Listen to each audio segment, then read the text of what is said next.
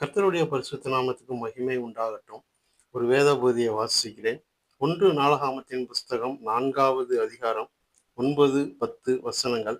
யாபேஸ் தன் சகோதரரை பார்க்கிலும் கனம் பெற்றவனாய் இருந்தான். அவன் தாய், நான் துக்கத்தோடே அவனை பெற்றேன் என்று சொல்லி அவனுக்கு யாபேஸ் என்று பெயரிட்டாள். யாபேஸ் இஸ்ரவேலின் தேவனை நோக்கி, தேவரீர் என்னை ஆசீர்வதித்து என் எல்லையை பெரிதாக்கி உமது கரம் என்னோடு இருந்து தீங்கு என்னை துக்கப்படுத்தாதபடிக்கு அதற்கு என்னை விலக்கி காத்தருளும் என்று வேண்டிக் கொண்டான். அவன் வேண்டிக் கொண்டதை தேவன் அருளினார்.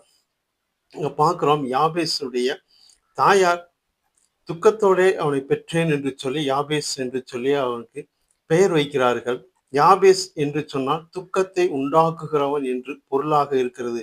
இப்ப பார்த்தோம்னா இந்த 4வது அதிகாரம் 1 நாளாகமத்தின் புஸ்தகம் 4வது அதிகாரத்துல யூதா கோத்திரத்தினுடைய வம்சாவளி பட்டியல் இங்க சொல்லப்பட்டிருக்கிறது. யூதாவுடைய குமாரர்கள் அப்படியே ஒவ்வொரு பேரா தொடர்ந்து வந்துகிட்டே இருக்கு.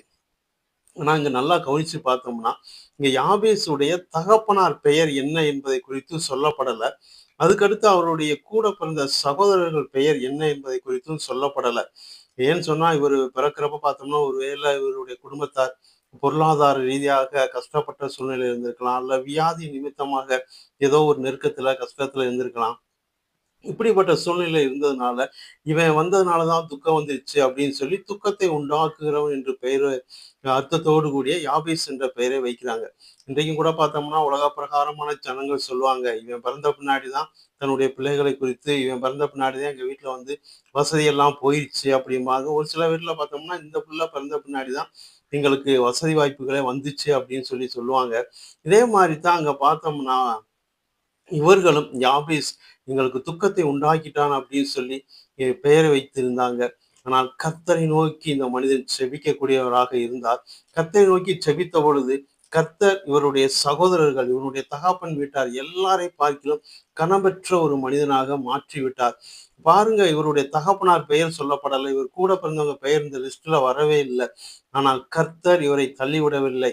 இவருடைய பெற்றோர்கள் ஒருவேளை இவரை துக்கத்தை உண்டாக்குறவன்னு சொல்லி ஒதுக்கி வைத்திருக்கலாம். இவரோடு கூட பிறந்தவர்கள் இவன் பிறந்ததுனாலதான் எங்களுக்கு வசதி வாய்ப்பு எல்லாம் போயிடுச்சு அல்லது துக்கம் வந்துருச்சுன்னு சொல்லி ஒதுக்கி வச்சிருந்திருக்கலாம். ஆனால் கர்த்தர் இவரை ஒரு நாளும் ஒதுக்கி வைக்கவே இல்லை. கர்த்தரை நோக்கி இவர் செபித்தார். அவர் நல்ல ஒரு கனம்பெற்ற ஒரு மனிதனாக மாறினார். நாமும் கூட செபிக்கிற பொழுது நாம் எந்த ஒரு சூழ்நிலை இருந்தாலும் நம்முடைய சூழ்நிலைகள் எல்லாவற்றையும் மாற்ற கர்த்தராகிய இயேசு கிறிஸ்து வல்லமை உள்ளவராக இருக்கிறார்.